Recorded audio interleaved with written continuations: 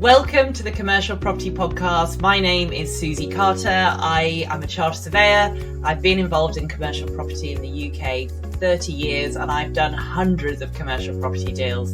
I'm here to be your guide through the commercial property market, whether you're an experienced investor or whether you're literally thinking about dipping your toe in the world of commercial real estate. I will be here talking to you about all kinds of things commercial real estate in the UK, and I've also got some fantastic guest experts who are joining me.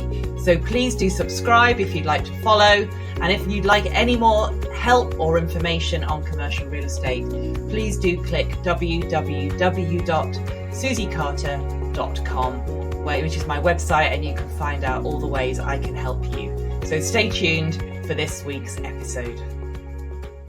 So this episode is all about industrial property. And the thing about industrial is that there are so many different types of industrial that it's very, very dangerous to generalize. It's dangerous to generalize about commercial property anyway, but it's very dangerous to generalize about industrial. So if you think about industrial properties, everything from heavy manufacturing, chemical works, all the way through to flex units, smaller flex units that can be basically utilized by a number of users, small businesses, to data centers, to cold storage, to logistics, to warehouses. You can see how many different types of industrial property there actually are. So if we're talking about planning use classes, what we're talking about is the old B1C, which is now Class E. And obviously there's opportunities there with Class E because you can repurpose industrial space into other Class E uses. Class B1C tended to be industrial in a residential area or kind of on the edge of industrial areas. So definitely look at that as an opportunity. The other use classes we're looking at is B2, which is general industrial, and B8, which tends to be storage and distribution. So just bear in mind those three use classes. B2 is general industrial, and then you've got your storage and distribution as well. So industrial has transitioned from being quite an unglamorous, quite an unsexy sector to actually being the investment of choice and actually the development of choice for a lot of investors and developers. Now, one of the main reasons that this happened, I mean, there's always been industrial in many investors' portfolios, but one of the reasons why industrial has really come to the fore is because a lot of investment funds, a lot of pension funds, a lot of property companies were quite long in retail. So they owned a lot of shopping centres, they owned a lot of retail parks, a lot of high street retail.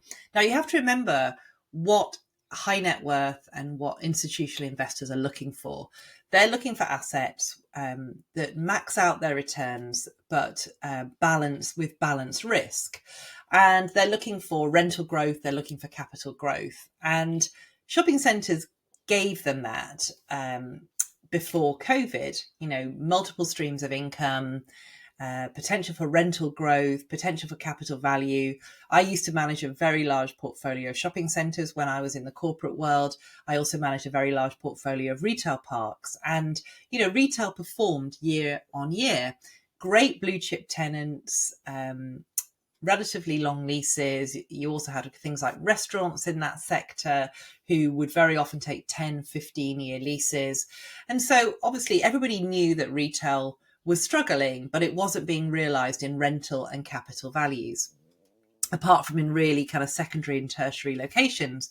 Well, obviously what COVID did was kind of fast forward the trends and to kind of basically cut to the chase. What a lot of high net worth investors did, institutional investors, was that they then wanted to get out of retail or to basically reduce their exposure to retail because obviously retail values plummeted. It came with a lot of risk at that particular point in time. And so they looked elsewhere for a sector where they could get longer leases, great institutional grade tenants, and also where you're future proofed, where, it ticks the boxes for future trends. And industrial property very much ticked that box. So what we saw post-COVID was that the market really uplifted in industrial. Yields moved in. Obviously, that means that capital values went up. And, we saw some very aggressive pricing before 2022, the end of 2022, when prices fell. We saw, some prime London industrial that was going for like 2.5% yield, about as prime a yield as you could possibly get. And really what that included was a substantial amount of hope value. It was basically, we have to deploy our money in property. We're getting out of retail, or we're balancing our portfolio to buy in industrial. There was a lot of competition and there was a lot of hope value in that pricing. And of course, when Liz Truss had her mini budget, prices fell across the market, and that affected logistics, prime industrial, and all sectors of industrial as much as it affected everything else. So that's kind of a bit of a potted history of where industrial has gone to. But I sit on panels, I work in local property groups, and it's pretty obvious that some of the only development happening in the commercial property market at the moment is very industrial based. It's industrial property because there's tenant demand for it. And so that is the really key factor with it, is that you develop where you can do pre-lets, you develop where there is tenant demand, because that will increase the rents. It'll improve the lease terms. You're not going to be investing or developing in sectors where it's very much a tenant's market, because obviously you're just not going to make money from your developments. You're not going to get the gross development values off the back end. So a lot of development happening in the industrial world. If it's logistics, if it's distribution, that tends to happen either around motorways or very major arterial roads, because obviously it's distribution networks we're talking about. And then you've also got last mile, which is kind of closer into towns and cities. Last mile is basically the most expensive part of the delivery chain, of the supply chain, because it's where all the packages get broken up and delivered to individual houses or individual businesses. So obviously there's a lot more cost, there's a lot more congestion in cities. The name of the game with logistics is to make it as quick and efficient as possible by being near arterial roads and motorways. But obviously that's just very difficult in last mile delivery, because you tend to be in towns and cities. So there is development in that sector wherever a kind of a new motorway junction opens, or there tends to be clusters of industrial development. And there's all kinds of industrial properties. As I said, you've got waste transfer stations that local authorities will take leases on.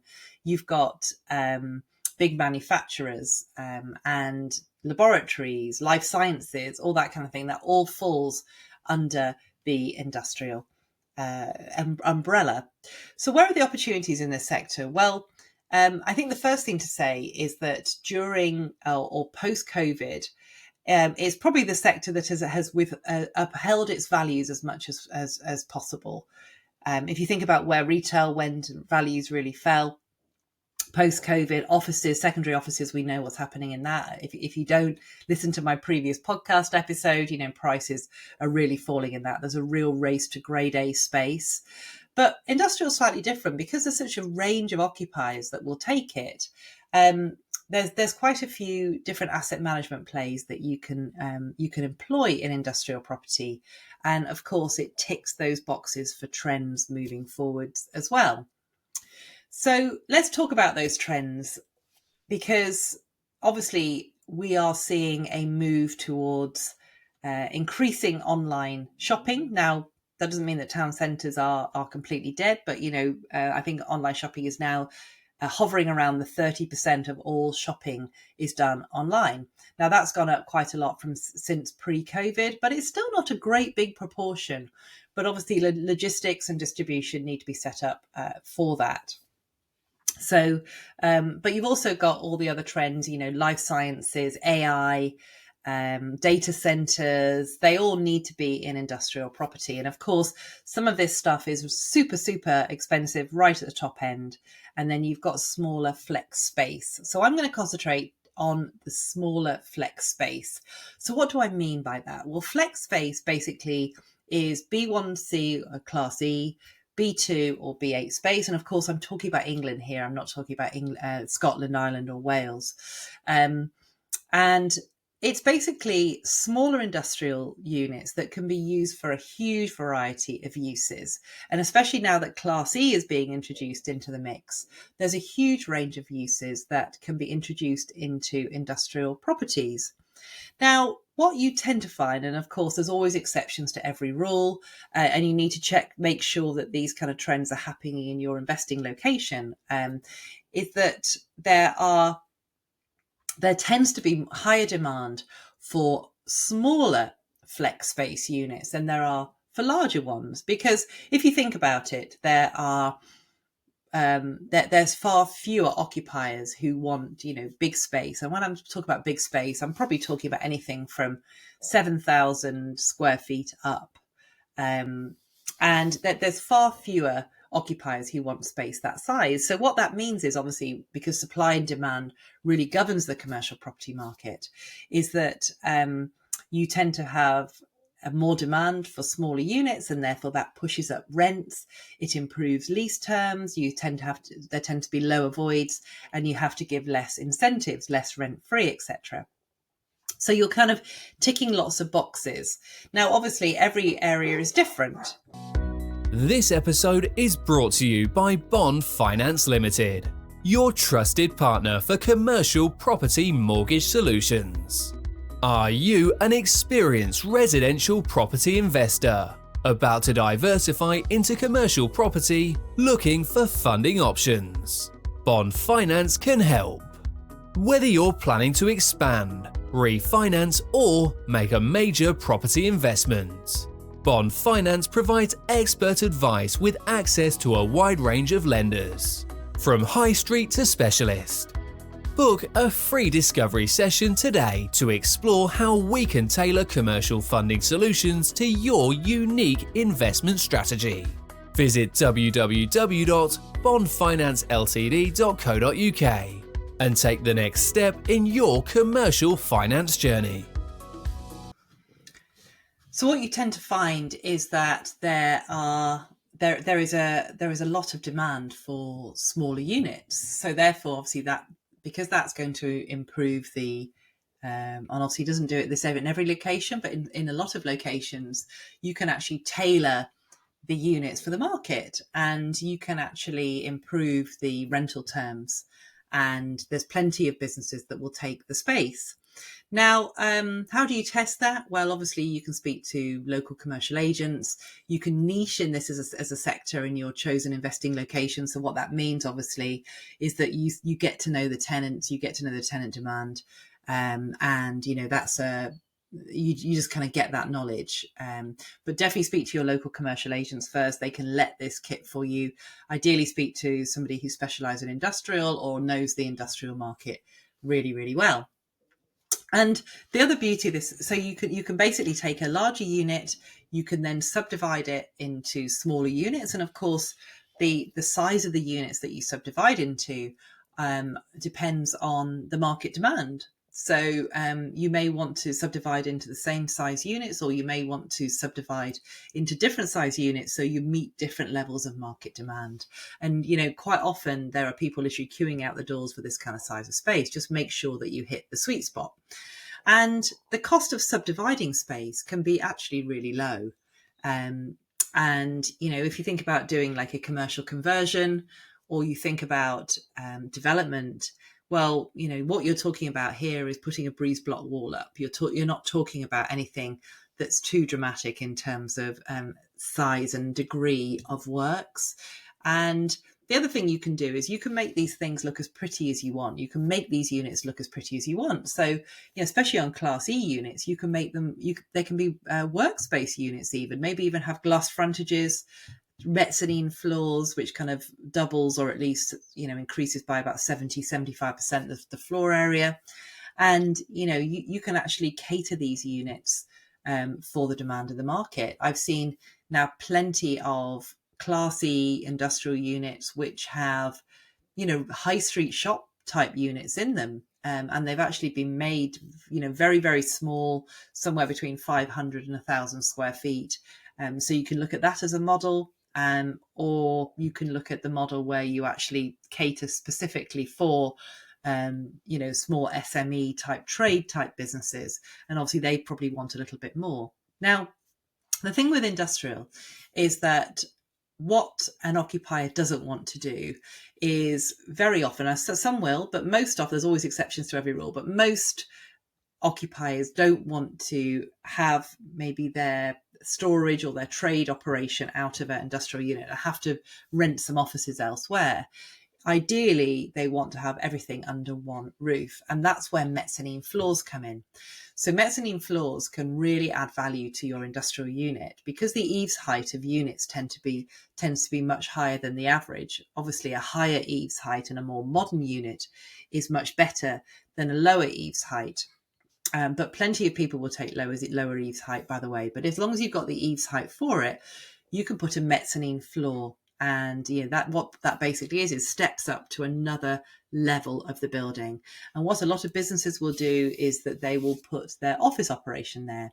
And you can put a full coverage mezzanine floor in, or you can just put it on maybe 25% of the space, because that's all that the market requires. You wouldn't build a bigger mezzanine floor than anybody wants in the market. So again, you need to test the market demand.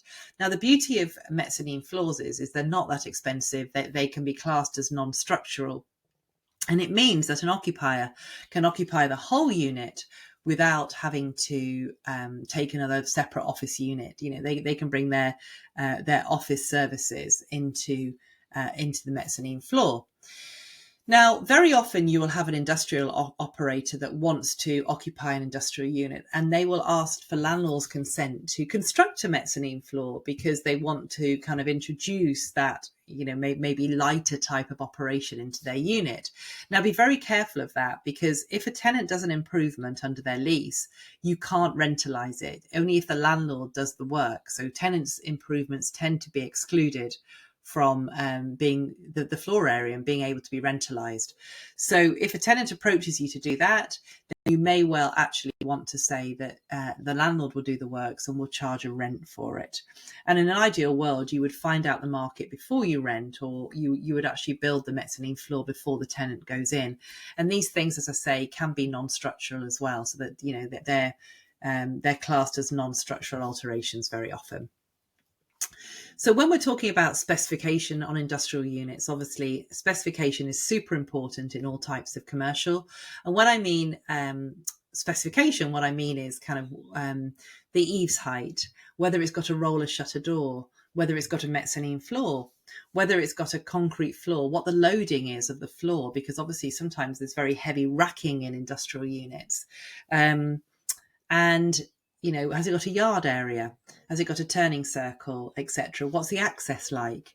Can you get articulated lorries down the access road? I've been put off from buying industrial units in the past because the access road is actually really, really slim, and so it's very difficult. You can only really get a van down there. Is there any storage capacity in the yard? Is there parking? All of these, is there 3-phase electricity? That's really important for, manufacturing businesses or, trade businesses very often. So specification is super important. But out of those, if you were to ask me which the most important thing is, I would say probably it's eaves height, because that will, if there's heavy machinery in there, if there's racking, it just means that, it can be operated at the right level, basically, for the operators, and also that you can put a mezzanine floor in without it feeling cramped and crowded in the unit. So that is really, really important. So you can subdivide industrial space into smaller units. Obviously, every market's different, so test the supply and demand in that particular market. And if it's got a large yard, historically, a lot of industrial was much heavier than it is now. It can be occupied by many more different types of operators now, especially Class E uses. So quite often they had big yards with big turning circles for articulated lorries. Quite often there's no need for that now. So that can be maybe developed on. You can create more units. You can, create more parking, more storage, whatever it might be. That's really important. And if you do create smaller units, you might want to think about whether you subdivide the units and sell them on to owner occupiers. You don't have to rent them out. There is a big market for owner occupiers taking industrial space, or light industrial space, because actually they can put it into their pension, and they can claim capital allowances, and so there's a lot of benefit in that. So in terms of industrial as well, obviously there's lots of capital allowances claims you can make. If you don't understand capital allowances, listen to a previous episode with Arthur Kemp of the Commercial Property Podcast, because we've done a whole episode on capital allowances, not to be missed. £84 billion, I think, has been left on the table with capital allowances. So definitely don't miss that. So I suppose the final thing to say about industrial, obviously there's so much more to say, but I'm kind of just doing a bit of a potted summary of it in this podcast, is that at the moment, and obviously this is on air as of April 2025, as of this date, there's a willingness from lenders to lend on multi-let industrial space, and you'll tend to get better loan to values and better rates based on that. So it's really it's basically pushing against the tide for lenders, and obviously the reason that they like it is that it's there's a lot of tenant demand. You can get decent leases, good rents, and also that it's pushing against the tide in terms of trends in the economy and in the country as well. So definitely, industrial doesn't sound the most glamorous, but it definitely can be the most glamorous in terms of returns. It's certainly in terms of results and in terms of indices is definitely beating other sectors at the moment, and is definitely worth considering, especially if you can subdivide space or basically curate space for the tenant demand in the market.